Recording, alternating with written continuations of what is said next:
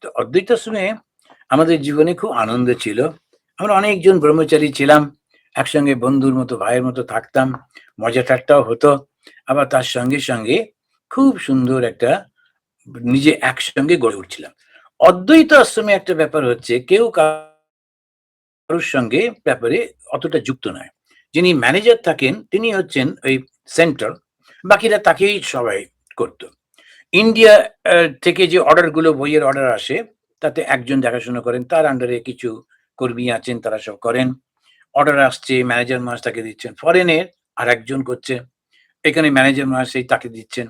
কেউ কারোর সঙ্গে সেইভাবে না। খুব সুন্দর সেই কারণে নিয়মগুলো। ৫টা কাজ হয়ে গেল, যে যার সব ফ্রি। তখন আমরা গিয়ে একটু চা-টা খেয়ে ছাদে গিয়ে একটু এক্সারসাইজ করা হতো, নানা রকম মজাই হতো। বেশি এক্সারসাইজ হতো না। তখন একজন নাম দিলেন যে বিবেকানন্দ যে ব্যায়াম সমিতি। তো কোথায় ব্যায়াম? ওই দুটো ইঁট রেখে একটু ডন-টন দেওয়া হতো। এইসব করা হতো। একজন করছে তো ৩ জন দেখছে। এরকম করে টরে সব সময় কাটতো। তো কিন্তু খুব আনন্দে কাটতো। কখন যে ১২টা বছর কেটে গেছে, ওই একটা ঘরের মধ্যে আমাদের কোনো ভক্ত ছিল না, কিছু নেই, মন্দির নেই, পুজো নেই। কিন্তু কখনো কষ্ট হতো না, কোনো ভাবতেই পারিনি। হু, হু করে ওই দিনগুলো কেটে গেছে। তারপরেতে লেখাগুলো সব থাকতো। খুবই সুন্দর লেখা। তো সেই লেখাগুলো ওই অদ্বৈত আশ্রম থেকে নানা রকম সব লেখা পাঠাতেন, সেগুলো পড়া। তো এরকম। আর আমি পরবর্তীকালে যখন প্রুফ রিডিং করতাম, কত সুন্দর লেখাগুলো পড়া হয়ে যেত। যখন আমরা ওই বসে পড়তাম, তখন ওই কোণার ঘরটায়, যেটাতে আমি পরবর্তীকালে বহু বছর ছিলাম, ওখানে একজন ব্রিটিশ স্বামীজি ছিলেন। আমরা বলতাম সাহেব মহারাজ। বেশ লম্বা, একেবারে ৬ ফুটের মতো, একটু কুঁজো হয়ে গেছিলেন। তা উনি বাইরে এসে বসতেন না। ওই ঘরের মধ্যেই চেয়ারে বসে শুনতেন। পড়ছে, তার যদি উচ্চারণ ভুল হতো, তখন সেটা উনি নোট করে রাখতেন। যখন সব হয়ে গেল, তখন উনি ওকে ডাকতেন। ডেকে বলতেন, "তুমি এটা প্রনাউন্স করো, এইটা এইরকম হবে। এটা করো, এটা এইরকম।" তো খুব শিখে যেতাম আমরা। তারপরে অনেক তর্ক-বিতর্ক হতো যে কিরকমভাবে একটা বিষয়ে। তখন একজন মহারাজ বললেন, "রামানুজ এরকম বলেছেন।" আরেকজন বললেন, "শঙ্কর বলেছেন।" তা ওই তর্ক-বিতর্কগুলো শুনতাম। তাতেও অনেকটা আমরাও শুনে অনেক শিখতে পারতাম। পরপর আমরাও জয়েন করতাম, নানারকম বলতাম। অল্প বয়স বলে কোনো কিছু বলছে বলে বড়রা কিছু মনে করতেন না। তখন এরকমই খুব ভালো চলতো। আমি পেয়েছিলাম আ তদ্রূপানন্দজি একজন ছিলেন প্রেসিডেন্ট। তারপরে অনন্যানন্দজি, স্বামী অনন্যানন্দ, তিনিও প্রেসিডেন্ট ছিলেন। খুব সরল সাদাসিধে মানুষ। তো তিনি আমার কাছে এই বাংলা শিখতেন। তদ্রূপানন্দজিকেও বাংলা শিখিয়েছিলাম একটু। তো উনি খুব গম্ভীর প্রকৃতির ছিলেন তদ্রূপানন্দজি। কিন্তু অনন্যানন্দজি খুব আ আ খুব বন্ধুর মতো মনে হতো, বড় দাদার মতো। একটাই সমস্যা ছিল অনন্যানন্দজির, যদি কেউ তাকে গিয়ে আগে থেকে কিছু বলে দিল, উনি ওটাই বিশ্বাস করে নিতেন। তো ঐজন্যে আমরা যখন কোনো কিছু হতো, দৌড়ে গিয়ে ১ম এ বলে দিতাম। যেই বলে দেওয়া হলো, বাস উনি ওটা শুনে নিলেন। এরপরে যদি কেউ কমপ্লেইন করতে আসে তাহলেও কিছু হবে না। তখন উনি তো ওটা শুনে নিয়েছেন। তো এইরকম হতো। তারপরে একবার কিছু একটা তখন ঘটেছিল কলকাতায়। সবাই খুব এক্সাইটেড। আমার মনে হয় তখন ওই একটা ট্রামে আগুন লেগে গেছিল শিয়ালদার কাছে। তো আমি দৌড়ে গিয়ে মহারাজকে বলছি যে, "মহারাজ" বলে আঙুলটা যেটা দেখাচ্ছি, শিয়ালদা বলে এরকম, তো সেটা শিয়ালদার দিক না, উল্টো দিকটাই দেখাচ্ছি। কিন্তু আমি তো দিক নির্দেশ করছি না, আমি ঘটনাটা বলতে চাইছি। তো সেইটা আমি আঙুলটা এরকম করে ওনাকে বলতে গেলাম যে, "মহারাজ শিয়ালদাতে না একটা ট্রামে আগুন।" বলছে, "no, no, Sealdah is not this side, Sealdah is this side." আমি বললাম যে, "ঠিক আছে, ওটা ঠিক আছে। কিন্তু শিয়ালদাতে ট্রামে no, first you say which side is Sealdah, কোন দিকে শিয়ালদাটা ওটা আগে ঠিক করো।" এখন ওই জিওগ্রাফি নিয়ে পড়লেন। ঘটনাটা আর বলা হলো না। তো উনি ওইটা নিয়ে ওনার ছিল, খুব ওরকম মজার টাইপের মানুষ। খুব সুন্দর দেখতে, আ খুবই ভালো। বাংলাটা শেখাতাম। তো যখন একবার কোনো একটা জায়গায় গেছিলাম, আমার মনে আছে পদ্মাদি বলে একজন, তো ওদের একটা সংগঠন ছিল। তো সেই সংগঠনে মাঝে খুব সুন্দর কলকাতার খুব বড় ঘরের মহিলারা সব এসতেন ওখানে। তো এখনো পদ্মাদি আছেন, অনেকটা বয়স হয়ে গিয়েছে। তো ওইখানেতে মাঙ্গলিক বলে একটা ওদের ছিল। অনেকে হয়তো আপনারা কলকাতার লোকেরা জানেন। খুব সুন্দর গান করতেন। সব মহিলারা মিলে বসে, বসে গান করতেন ঠাকুরের। আর খুব সুন্দর করে সাজাতেন। আ সাধুদের ডাকতেন ডেকে তখন। তো আমরা তো তখন ব্রহ্মচারী তো আমিও পরবর্তীকালে গেছি ওখানে ওদের সঙ্গে ঠাকুরের কথা আলোচনা হয়েছে। তো ওই মহারাজকে একবার নিয়ে গেছিলাম, আনন্দানন্দজিকে। তো উনি তো ইংলিশে কথা বলতেন। তো উনার নন বাঙালি শরীর, কর্ণাটকের শরীর, সেইজন্যে উনি ইংলিশে বলতে পছন্দ করতেন। বাংলাটা বুঝতে পারতেন একটু, একটু শিখছিলেন। তখন ওরা বলল যে, "মহারাজ একটু বাংলা বলুন।" তখন উনি বাংলাতে বললেন। ভালোই বললেন। তো তখন যেমন হয় বাঙালি মায়েরা, "মহারাজ আপনি কি ভালো বাংলা বলেন, কি ভালো এবার থেকে বাংলায় বলবেন।" উনি খুব খুশি। তো এবারে যখন আমরা ফিরছি ট্যাক্সি করে, তখন আমাকে বলছে, "এই তুমি আমাকে যে বলো যে আমি বাংলা বলতে পারছি না, এরা সমস্ত কিরকম আমার বাংলা বুঝলো। আর সবাই কত আমাকে প্রশংসা করলো। তুমি আমাকে কিছুতেই টিচার হিসেবে ঠিকমতো আমাকে মার্কস দিচ্ছ না।" তখন আমি মজা করে বললাম, যদিও উনি প্রেসিডেন্ট। তো আমি ওনাকে বললাম, "আচ্ছা আপনি ওই যে ফর্দ, ফর্দ বলছিলেন ওটা কি?" উনি আসলে পর্দা বলতে চাইছিলেন। কিন্তু পর্দা শব্দটা ভুলে গিয়ে ফর্দা, ফর্দা করছিলেন। তো আমি বললাম যে, "ওটা তাহলে কি?" তো উনি বললেন, "We don't know the curtain." না, "That is ফর্দা না।" আমি ওটা পর্দা, ফর্দা নয়। তো বলছে, "Oh, is it?" কিন্তু দেখো ওরা বুঝে গেছে। আমি বলছি, "যাক সেটা বুঝে গেছে ঠিকই।" মহারাজের কথা খুব মনে পড়ছে। তা উনি নিজেই আমাকে একটা গল্প বলেছিলেন। তো উনি তখন গোলপার্ক রামকৃষ্ণ মিশনে ছিলেন, ইয়াং সন্ন্যাসী। তো তিনি তখন ওয়াকিং এ যেতেন। তো কোনো একজন ভক্ত বলেছিলেন, "মহারাজ রোজ আপনি আমার বাড়ির সামনে দিয়ে যান। একবার ফেরার সময় একটু বসে চা খেয়ে যাবেন।" ভক্তরা যেমন সাধুদের ভালোবাসেন ওরা বলেন। তো উনি আচ্ছা আসবো, আসবো করে, করে উনার যাওয়া হয়নি। এরপরে উনার ট্রান্সফার হয়ে গেছিল। ওখান থেকে উনি লন্ডনে চলে যাচ্ছিলেন।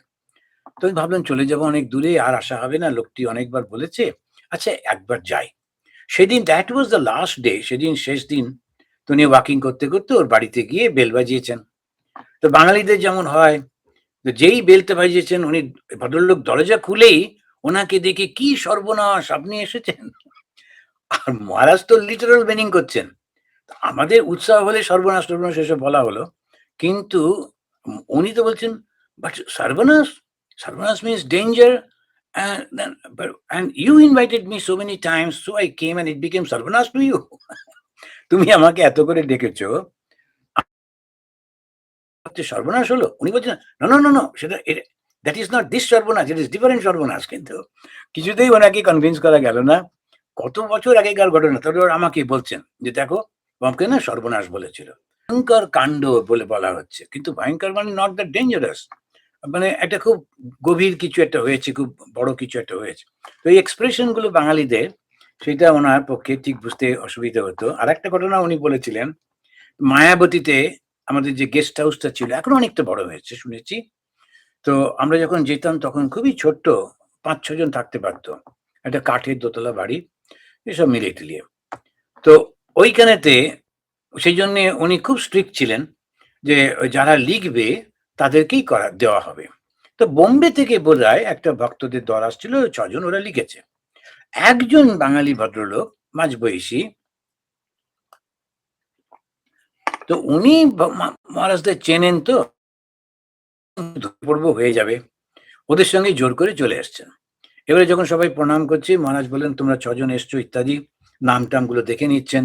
আর এত রিমোট জায়গা তো, কে, কে আসছে না আসছে তাদেরকে আবার আশেপাশে তখন খুব বাঘ-টাঘ বেরোতো, ভাল্লুক বেরোতো। সাবধানে থাকতে হয় কজন আসছেন না আসছেন ভালো করে খেয়াল রাখতে হয়। এসে প্রণাম করে বলছে, "মহারাজ আমি আপনাকে লিখিনি, কিন্তু আমি এখানে থাকবো।" তারপরেই বলছে, "আমাকে লাথি মারলেও যাব না।" এইবারে অনন্যানন্দজি, উনি তো আবার সেই বাংলা একদম ঠিক লিটারাল মিনিং। উনি বলছেন, "see whole life I never used harsh word to anyone." আমি কাউকে একটি খারাপ কথা কিছু বলিনি। মানে রেগে গিয়ে কাউকে কিচ্ছু বলিনি সারা জীবন। আর আমি তোমাকে লাথি মারবো কেন? Why should I kick you? ও বলছে, "না, না, না, না। লাথি মারা মানে লাথি মারা নয়।" আমি বলছি, "যদি লাথি মারেন।" উনি বলছেন, "but why should I kick you?" বলছে, "না লাথি মারা সেই লাথি মারা না।" মানে তখন একজন এসে বলল, "মহারাজ is surrendering, just that he should not go from here, that's all. তো উনি বললেন, আচ্ছা সেটা বললেই হয়, ও কেন বলছে লাথি মারা? তখন ওই অনন্দানন্দজিকে আমাদের খুব মজা লাগতো ওনাকে নিয়ে। খুব খুব পণ্ডিত লোক ছিলেন আর খুব ভালো এডিটর ছিলেন। তো ওনার লেখা একটা ছোট্ট বই আছে, the guide to the editors, কি করে বইগুলোকে এডিটিং করতে হয়। খুব সুন্দর বইটা, ছোট্ট একটা বই, গোলপার্ক থেকে পাবলিশ হয়েছিল। তো ওই উনি লিখেছিলেন। অনেক সুন্দর সুন্দর কিছু কিছু বই আছে, যেমন birds eye view of the Upanishads. তো এই সমস্ত উনি লিখেছেন, অনেকগুলো আর্টিকেল আছে। তারপরে শেষ জীবনে তো উনি ওই বেলুর মঠে ছিলেন, তখন আমি আন্দামানে ওখান থেকে আসতাম, এসেই ছুটে ছুটে ওনাকে দেখতে যেতাম আরোগ্য ভবনে। উনি একটা ঘরে শুয়ে থাকতেন, হাঁটুতে খুব ব্যথা ছিল, উঠতে পারতেন না। আমি গিয়ে একটু পায়ে হাত বুলিয়ে দিতাম, তো উনি খুব বলতেন, আর সমস্ত মনে ছিল। তো ওই সব কথা বলতেন, তুমি এরকম করেছিলে, তুমি এটা করে। তো একটা আর্টিকেল লিখেছিলাম, সেটা ওনার মুখস্থ একেবারে, খুব পছন্দ হয়েছিল আর্টিকেলটা। এইসব মনে পড়ে এদের কথা। এই ধরনের উন্নত মনের, উদার মনের মানুষ না দেখলে আমি বুঝতে পারতাম না যে সন্ন্যাস জীবনটা কি আনন্দের আর কত উন্নত। ছোট্ট ছোট্ট জিনিস নিয়ে তর্ক বিতর্ক করা, একের সঙ্গে অন্যের ঝগড়া বিবাদ করা, এটা তো ওয়েস্টেজ অফ টাইম। একদিন তো সবাই আমরা মারা যাব, কে কোথায় চলে যাব কোনো ঠিক নেই। যে কদিন আছি এক একজন এক এক রকম, সবাইকে নিয়ে একসঙ্গে থাকা, যে সবাইকে নিয়ে ওই অদ্বৈত আশ্রমে, কিন্তু কোনো কনফ্লিক্ট হতো না, কোনো ঝগড়া বিবাদ কিচ্ছু হতো না। অতগুলো অল্প বয়সী একসঙ্গে বড় হচ্ছি, কিন্তু খুব বন্ধুত্ব ছিল, সবাই সবাইকে আমরা ভালোবাসতাম। খুব সুন্দর। অদ্বৈত আশ্রম থেকে মাঝে মাঝে আমরা বিভিন্ন জায়গায় যেতাম, কারণ ওখানে তো পুজো আচ্ছা কিছু নেই। তাই আমরা বিভিন্ন জায়গায় টায়গায় যেতাম। তো একবার ওই অদ্বৈত আশ্রম থেকে মাঝে মাঝে আমাদের একজন সিনিয়র কোনো সাধুর সঙ্গে আমরা কয়েকজন ব্রহ্মচারী যেতাম। তো ভূতেশানন্দজি মহারাজের কাছে যেতে আমার খুব ভালো লাগতো। তো ভূতেশানন্দজি মহারাজকে আমি চেরাপুঞ্জিতে প্রথম দেখি। তো চেরাপুঞ্জির কাহিনীতে বোধহয় একটু বলেছি। তো উনি থাকতেন জগদ্দানে। তো আমাদের যিনি সাধু ছিলেন একজন ওখানে, তো উনিও চেরাপুঞ্জিতে ছিলেন, পরে আবার অদ্বৈত আশ্রমও এসেছিলেন প্রবুদ্ধ ভারতের সিটি এডিটর হয়ে। আমি তো ওনাকে চিনতাম, তো ওনার সঙ্গে খুব করে। তো উনি শান্ত রূপানন্দজি, ওনার সঙ্গে যেতাম, আরো দু তিনজন ব্রহ্মচারী। তো প্রতিদিনই শান্ত রূপানন্দজি ফোন করতেন। তো ওখানে একজন সাধু, সে ফোন তুলতো, তা মহিতোষ মহারাজ বলে। তো ও ফোনটা তুললে উনি মজা করে করে ওকে বলতেন, এই ওখানে তো নিরামিষ খায়, কিন্তু উনি বলতেন, এই আজকে ইলিশ মাছ ভাজা করে রাখো, আজকে এই করো সেই করো। ও বলতে, হ্যাঁ মহারাজ, সমস্ত কোপ্তা টোপ্তা বানিয়ে রাখছি, আসুন। এরকম করে মজা, টেলিফোনে কথা বলে মজা করতেন। তো একদিন উনি ফোন করেছেন ওরকম ভাবে, ফোন তুলে উপাস থেকে হ্যালো শুনেই উনি বলছেন, শোনো আজকে ডবল ডিমের একটা অমলেট বানাও তো, গিয়ে আমরা খাবো। আমরা সব দাঁড়িয়ে আছি, মহারাজ বলছেন। হঠাৎ করে দেখছি, না মহারাজ, না মহারাজ, ক্ষমা মহারাজ, ক্ষমা করুন মহারাজ করছে। কি হলো? তখন ওপাশে যিনি ফোন তুলেছেন, ও ভেবেছে যে বোধহয় মহিতোষ মহারাজ ফোন তুলেছেন, স্বামী বানেশানন্দ এখন, উনি ওই জার্মানিতে আছেন। আর আসলে ফোনটা তুলেছিলেন যে একেবারে ভূতেশানন্দজি মহারাজ স্বয়ং। তো যেই বলেছে, কে কে বলছো? কেননা গলাটা একটু অন্যরকম। তখন বলছি, ভূতেশানন্দ বলছি। উনি এত ভয় পেয়ে গেছেন যে ভাইস প্রেসিডেন্ট মহারাজ আর এত সিনিয়র। তখন উনি ফোনটা ছেড়ে দিয়েছেন। ফোনটা সেই তখন তারেতে ঝুলছে। আর উনি হাত জোড় করে বলছেন, ক্ষমা করুন মহারাজ, ভুলে গেছি মহারাজ। আমরা বলছি, ফোনটা তুলুন, ফোনটা তুলুন, উনি শুনতে পাবেন না। তো যাই হোক, একটা খুব হই হই। বললেন, এক্ষুনি চলো, এক্ষুনি চলো। সেদিন আর বাসে করে না গিয়ে আমরা একটা ট্যাক্সি নিয়ে যাওয়া হলো তাড়াতাড়ি করে পৌঁছবার জন্যে। তো উনি বসেছিলেন, গিয়ে উনি সাষ্টাঙ্গ প্রণাম করে বললেন, মহারাজ আমি ভেবেছিলাম যে আমাদের মহিতোষ মহারাজ ফোন তুলেছে, তো আমি যে মজা করছিলাম। তখন বলছেন, না সে তো বেশ তো। উনি যেমন বলতেন, সে তো বেশ তো। তা ডবল ডিমের অমলেট খাবে, সে তো বেশ তো। তো এই ক্যাম্পাসের বাইরে গিয়ে খেও, এখানে হবে না। তো এরকম সব করে টরে ওনার কাছে গিয়ে বসতাম, রাত্রে খেয়ে দিয়ে উনি এসে বসতেন। আমরা সবাই মিলে ওনার পায়ে হাত বোলাতাম, হাতে। আর বলছেন কতজন মিলে করবে। তো খুব সুন্দর সুন্দর সব গল্প হতো, শাস্ত্রের কথা। আর ওনাদের দেখা ডাইরেক্ট ডিসাইপলদের কথা আলোচনা হতো। বিশেষ করে স্বামী শারদানন্দজির কথাও ওনার মুখে খুব শুনতাম। কি আনন্দে দিনগুলো কাটতো। আর সকালবেলা ঘুম থেকে উঠে ছুটে ছুটে গিয়ে মন্দিরে বসে তারপরেতেই মহারাজের কাছে গিয়ে আবার দর্শন। তখন মনে হতো না যে কোথা দিয়ে সময়টা কেটে যাচ্ছে, চারপাশের জগৎটা মনে পড়তো না। তো কি চলছে কি হচ্ছে, এই সমস্ত মহাপুরুষদের সংস্পর্শে খুব আনন্দে কাটতো। আবার ওর মধ্যে মজা টজাও হতো।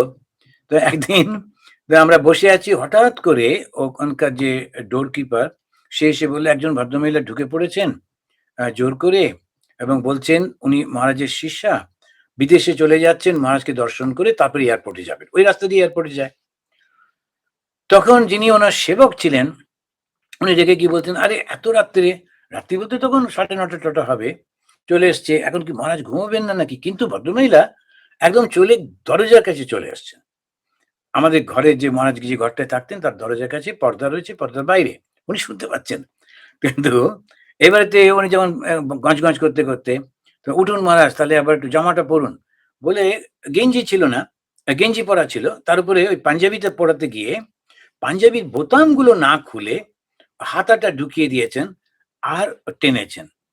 পাঞ্জাবিটা নাকের কাছে এসে আটকে গেছে, চোখ দুটো দেখা যাচ্ছে, কিন্তু বোতামটা থাকায় নাবছে না। তো উনি জোরে জোরে টানছেন, বুদ্ধের সঙ্গে চুপ করে আমরাও দেখছি, কিন্তু রেগে যাবেন বলে কিছু বলতে পারছি না। ওই রকম মুহূর্তে ওই যে যার জন্য জামা পরা হচ্ছিল সে ভদ্রমহিলা, ও যে একদম দরজার বাইরে দাঁড়িয়ে আছে সেটা কি করে জানবে? তিনি ওই পর্দার ফাঁক দিয়ে দেখেছেন যে ঐরকম ভাবে পাঞ্জাবি পরিয়েছে। উনি চট করে ভেতরে ঢুকে, এরম করে কেউ পাঞ্জাবি পরায়?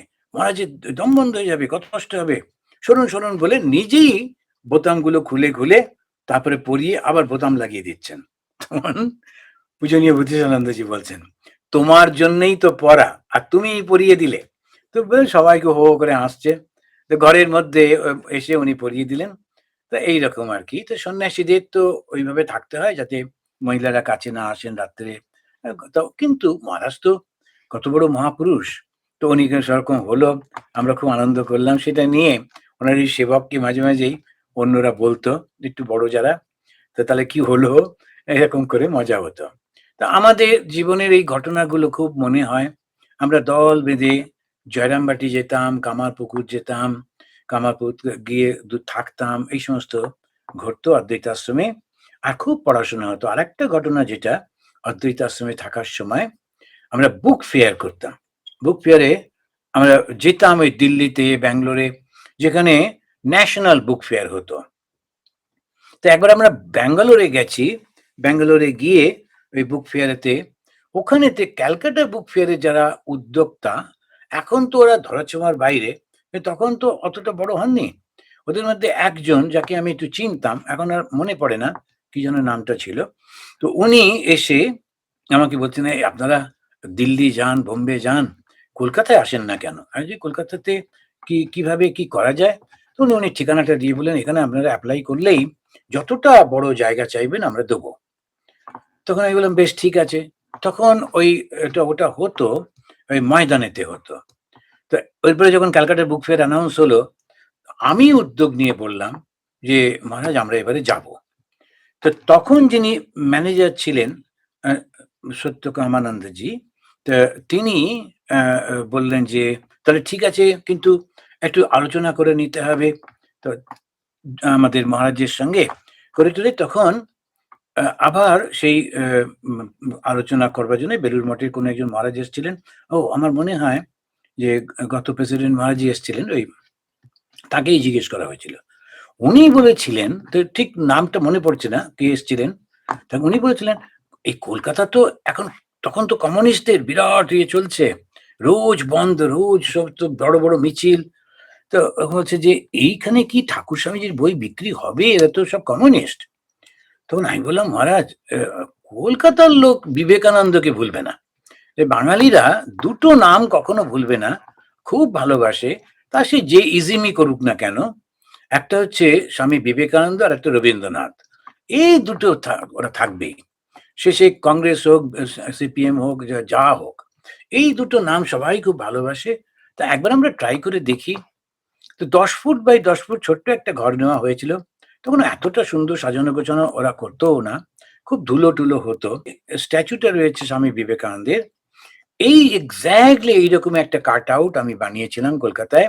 বানিয়ে আমাদের যে ওই 10 ফুট বাই 10 ফুট ওই ছোট্ট, তার সামনে একটু বাইরে ছোট্ট করে ঘিরে কয়েকটা ফুল গাছ টুল গাছ দিয়ে ওনাকে স্বামীজিকে দাঁড় করিয়ে একটা লাইট দিয়েছিলাম, ওপরে ফ্লাড লাইট। এত ভিড় হয়েছিল বই কেনবার জন্যে, সেটা না অসাধারণ অবস্থা। প্রতিদিন আমাদের ওই যত র‍্যাকে বই থাকতো সব বিক্রি হয়ে যেত।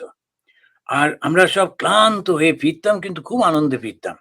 এই সকালবেলায় যেতাম, গিয়ে সব বইগুলো সাজিয়ে ধুলো ঝেড়ে তারপরে সন্ধেবেলায় ফিরে আসতাম। খুব ভালো করে খাওয়া এসব কিছুই হতো না। কিন্তু রাত্তিরে এসে খুব আনন্দ হতো, এত বই বিক্রি হচ্ছে। মানুষ একেবারে উন্মাদনা। তখন শুধু অদ্বৈত আশ্রমে আমরাই পার্টিসিপেট করেছিলাম। তারপরে পরে আস্তে, আস্তে উদ্বোধনও কয়েক বছর পরে জয়েন করলো। তারপরে গোলপার্ক রামকৃষ্ণ মিশন। তারপরে এখন তো শুনেছি অনেক আশ্রম থেকে আসেন। এমনকি সারদা মিশনে বোধহয় জয়েন করেন। একদিক দিয়ে ভালো, মানুষ বিভিন্ন জায়গায় এই বইগুলো পাবেন। আর এই যে ঠাকুর স্বামীজির যে ভাবটা, এইটা থাকলে বর্তমান যুগের মানুষ এগুলো যদি ওরা পড়েন, জানেন, তখন ওরা বুঝতে পারবেন যে একটা মানুষ শান্তি কি করে পাবে। এত সুন্দর করে এই কথাগুলো রয়েছেন। আর সব সময় ওরা বলে যাচ্ছেন যে পজিটিভ ভাবে। যে যাই হোক না কেন, কথামৃতটা যদি পড়া হয়, বিবেকানন্দের লেটার্স অফ স্বামী বিবেকানন্দ যদি পড়া হয়, এখন অনেক রিসার্চ করে রিসেন্টলি বেলুড় মঠ থেকে পাবলিশ করেছেন ওরা, অদ্বৈত আশ্রম। তো ওরা 4টে ভলিউমে বার করেছেন। অসাধারণ সমস্ত চিঠি। কিছু, কিছু চিঠি হয়তো আচ্ছা আপনাদের কাছে মনে হবে, কিন্তু কিছু, কিছু চিঠিতে স্বামীজির সব আইডিয়া গুলো দিচ্ছেন। বিবেকানন্দ তো এখানেই ছিলেন বেশিরভাগ, আমেরিকাতে। এখান থেকে ওই আইডিয়া গুলো পাঠাতেন ইন্ডিয়াতে ওই চিঠির মাধ্যমে। আর সেই চিঠিগুলো কি অসাধারণ চিঠি। আর ওনার যে ইংলিশটা, সেটা একটা ইটার্নাল ল্যাঙ্গুয়েজ, ইংলিশ। এখন ঋষি অরবিন্দের ইংলিশটা এখন আর কেউ বলতে পারবে না। এমনকি সিস্টার নিবেদিতার ইংলিশটাও এখন খুব একটা চলে না। বিবেকানন্দের ইংলিশটা এখন যে পড়বে, যদি ওই কথাগুলো বলতে পারে, বিখ্যাত বক্তা হয়ে যাবে। শুদ্ধ মুখস্থ করে ওই যদি বড় বড় কোটেশন গুলো বলতে পারে ঠিক মতো, তাহলেই মানুষ পাগল হয়ে যাবে, এত পাওয়ারফুল শব্দগুলো। তো যারা অল্প বয়সীরা, তাদের উচিত ওইগুলো পড়া। যারা রাজনীতি করতে চান, দেশের নেতা হতে চান, সমাজের কিছু পরিবর্তন আনতে চান, ওদের অবশ্য উচিত যে স্বামী বিবেকানন্দের এই চিঠিগুলো পড়া। আর plus lectures from Colombo to Almora. উনি যখন ফিরে গেছিলেন, তখন ওই কলম্বো থেকে, যেটা শিলং এখন শ্রীলঙ্কা, সেইখান থেকে সারা ভারতবর্ষ ঘুরে আলমোড়া পর্যন্ত উনি গেছিলেন। সেইটিতে ওই লেকচারগুলো অসাধারণ সব লেকচার। দেশটাকে কি করে তৈরি করতে হবে, কেমন করে মানুষ গঠন করতে হবে। তো এই আমাদের ক্যালকাটা বুক ফেয়ারের একটা খুব স্মৃতি মনে পড়ে। তারপরে মাঝখানে আমরা সবাই মিলে গেছিলাম, অনেকজন ব্রহ্মচারী আমরা একসঙ্গে ট্রেনিং সেন্টারে গেছিলাম। 2 বছর ট্রেনিং সেন্টারে থাকতে হয়। একবার আমরা ওই তখন বোধহয় 70 কততে একটা বন্যা হয়েছিল কলকাতায়। তখন হঠাৎ করে বৃষ্টি হয়েই চলেছে। তো আমরা ব্রেকফাস্ট খেয়ে থালা ধুতে গেছি। থালা ধুতে হতো, আমরা একসঙ্গে দাঁড়িয়ে থালা ধুতাম। তো দেখছি দূরে একটা স্কুলেতে অনেকগুলো লোক। তো যে আচ্ছা, স্কুলের মধ্যে লোকগুলো কি করছে? তখন শোনা গেল যে সব বন্যা হয়ে গেছে চতুর্দিকে। আর যেখানে স্লটার হাউস গুলো আছে ওই দিকটাতে বিশেষ করে মানুষ খেতে পাচ্ছে না, খুব কষ্ট হচ্ছে। তখন আমরা সবাই গিয়ে ধরলাম, অদ্বৈত আশ্রমের তো অন্য কোনো অ্যাক্টিভিটি নেই। তো কিন্তু খুব কষ্ট হলো, এই মানুষগুলো সব এরকম তারা জলের মধ্যে ডুবে রয়েছে, আমরা কিছু করি। তখন আমরা গিয়ে ব্যানার্জি মহারাজকে বললাম, উনি বেলুড় মঠে ফোন করলেন। আত্মস্থানন্দজি মহারাজ তখন রিলিফ সেক্রেটারি। উনি বললেন, হ্যাঁ তোমরা বেরিয়ে পড়ো, যাও গিয়ে কিছু করো। তখন আমরা ওই পদ্মাদি, তো ওনার শেষ ওনাকে ফোন করলাম। তো পদ্মাদির হাজব্যান্ড খুব কাজের লোক, কিন্তু তো উনি পদ্মাদি ওকে জোর করে পাঠিয়েছেন। সেটা আমরা খুব পদ্মাদির সঙ্গে এখনো আলোচনা করি মাঝে মাঝে। সে ভদ্রলোক আর নেই। তো তিনি একটা হাফ প্যান্ট পরে, একটা টি শার্ট পরে, একটা ট্রাক ভাড়া করে নিয়ে চলে এলেন অদ্বৈত আশ্রমে। আমরা সবাই মিলে সাধু ব্রহ্মচারীরা উঠলাম, উঠে গিয়ে সব দেখে এলাম, জলে জলাময়। আর ওই সব জায়গাতে রিলিফ করতে যাওয়াটাও খুব রিস্কি, আর খুবই নোংরা একেবারে চতুর্দিকে স্লটার হাউস, তো ওই জন্য। কিন্তু আমরা ঠিক করলাম করব। তো ওখান থেকে আবার ওই এসে শিয়ালদার কোন একটা জায়গা থেকে খুব বড় বড় বিশাল বিশাল চিড়ে কেনা হলো ব্যাগগুলো, তারপরে গুড় কেনা হলো, তারপরে অনেকটা কলা কেনা হলো। এইসব করে টরে আমরা গেলাম। কিন্তু দেবো কি করে? লোকগুলো সবাই ভেতরে, ভেতরে। তা একটা নৌকো দরকার, তখন নৌকো পাওয়া গেল না। একজন লোক সে বলল, "আমার একটা কলার ভেলা আছে, নেবে?" তো সেটা করে যেতে পারেন। তখন আমরা ওই কলার ভেলার উপরে ওই ব্যাগগুলোকে রেখে, চিড়ের ব্যাগগুলোর বস্তাগুলোকে রেখে, গুড়ের বস্তা, তারপর চিড়ের বস্তা আর কিছু বোধহয় ফল রেখে আমরা, তারপরে জল, খাবার জল। ওটা যাতে ডুবে না যায়। কিন্তু ওর উপরে আমরা উঠলে ওটা ডুবে যাবে। তাই হেঁটে, হেঁটে যাচ্ছি। বুক পর্যন্ত নোংরা জল। আর একটা লাঠি দিয়ে, দিয়ে রাস্তা দেখে, দেখে যাচ্ছি। কোন জায়গাটা নিচু দেখে, দেখে আমরা চললাম। তা ওরা যারা, যারা সাঁতার জানতো না ওদেরকে বারণ করা হলো না, "তোমরা যেও না।" তো আমি আর আরেকজন মহারাজ ছিলেন। তা আমাদের, তাকে আমরা একসঙ্গেই গেছিলাম দুজনে। আমরা একই ঘরে থাকতাম। তো আমরা দুজনে গেলাম। তো উনি আবার একটু ছোট আ আ হাইটে। তো উনি বললেন যে, "তুমি আগে, আগে চলো, তোমাকে দেখিয়ে আমি যাবো।" তো এইভাবে ওই নিয়ে, নিয়ে, নিয়ে, নিয়ে গিয়ে খুব করেছিলাম। খুব ভাল লেগেছিল মানুষকে এটা করতে পেরে। তারপরে কয়েকদিন ধরে করা হয়েছিল। তো পদ্মাদিস হাসব্যান্ড উনি খুব সাহায্য করেছিলেন। আর অনেক লোকেরা, আমাদের পাড়ায় একটা ক্লাব থাকতো। সে ছিল, এখন আছে কিনা জানি না। ছেলেগুলো সবসময় একটু আমাদের সঙ্গে বদমাইশি করত। আমরা যখন যাচ্ছি একটা পাথর গড়িয়ে দিল। তা দেখতো কি রিঅ্যাকশন। তা একটু কেউ রেগে গেলে বলতো, "সাধু কেন রাখবে?" তো বললো, "সাধু রাখবে না? তুমি বদমাইশি করবে, সাধু রাখবে না, না?" তো এসব করতো-টরতো। তো ওই ছেলেগুলোকে আমি ডাকলাম, "এই চলো সব যাও।" ওরা সব ভলান্টিয়ার হলো। তো করে ওদেরকে নিয়ে গিয়ে সব হলো। ওই ১ম আমরা অদ্বৈত আশ্রম থেকে একটা সোশ্যাল ওয়ার্ক করা হলো। পরে যখন রাজীব গান্ধীর সময় বিবেকানন্দের জন্মদিনটা ১২ই জানুয়ারি ন্যাশনাল ইয়ুথ ডে ঘোষণা করা হয়েছিল, তখন শ্রীমৎ স্বামী বীরেশচন্দ্রজি মহারাজ সমস্ত আশ্রমকে বলেছিলেন, "এটা সুন্দর করে উদযাপন করো আর যুবকদের ডাকো। ডেকে সেইখানেতে যেন ভালো করে উৎসব করবে। ওদের মধ্যে বিবেকানন্দের ভাবটা দাও। মানুষকে সেবা করা, সেটাই নিঃস্বার্থভাবে, ওটাই হচ্ছে শ্রেষ্ঠ ধর্ম। এইটি শেখাও। এ নিয়ে ধর্ম নিয়ে বিভেদ করো না, ভাষা নিয়ে বিভেদ করো না, জাতি নিয়ে বিভেদ করো না। তোমরা শুধু মানুষটাকে দেখো, যে কষ্ট পাচ্ছে তাকেই সেবা করো।" আমরা ওরকমভাবে ওই ছেলেগুলোকে নিয়ে করলাম। পরে আমি ওই পাড়াতে, ওটা আমারই উদ্যোগে, কেননা ম্যানেজার মহাশয় আমাকে ভার দিয়েছিলেন, ওদেরকে সব ডাকতাম। তা কিছু চাইনিজ ছেলেমেয়ে এসছিল, কিছু মুসলিম ছেলেমেয়ে, তারপরে হিন্দুরা তো ছিলই, তারপরে পাঞ্জাবি কয়েকটি ছেলেমেয়ে। ওদের সব্বাইকে নিয়ে একটা খুব সুন্দর নাটকও করেছিলাম ওই ছোট্ট জায়গার মধ্যে, অদ্বৈত আশ্রমের ওখানেতে। তো নাটকটা লিখেছিলাম। ওই বিভিন্ন ধর্ম একত্রিত হয়ে তারা একটা অন্যায়ের বিরুদ্ধে সব ধর্ম একত্রিত হচ্ছে এবং খুব শক্তিশালী একটা সুন্দর মানুষের সমাজ গড়ে তুলছে, এর উপরে বেস করে। খুব, খুব আনন্দ হয়েছিল সবাই মিলে। তো আমি ওই হিন্দুদের দিয়ে বলতাম যে কোরআন পড়ো, কিংবা বাইবেল পড়ো। আবার যারা খ্রিস্টান তাদের বলতাম গীতা পড়ো। তো একটি মেয়ে ছিল, পাঞ্জাবি মেয়ে, সে সুন্দর গীতা পড়তো। একটি মুসলিম ছেলে-মেয়ে, তারা ভাই-বোন। ওরা খুব সুন্দর গীতা পড়তো।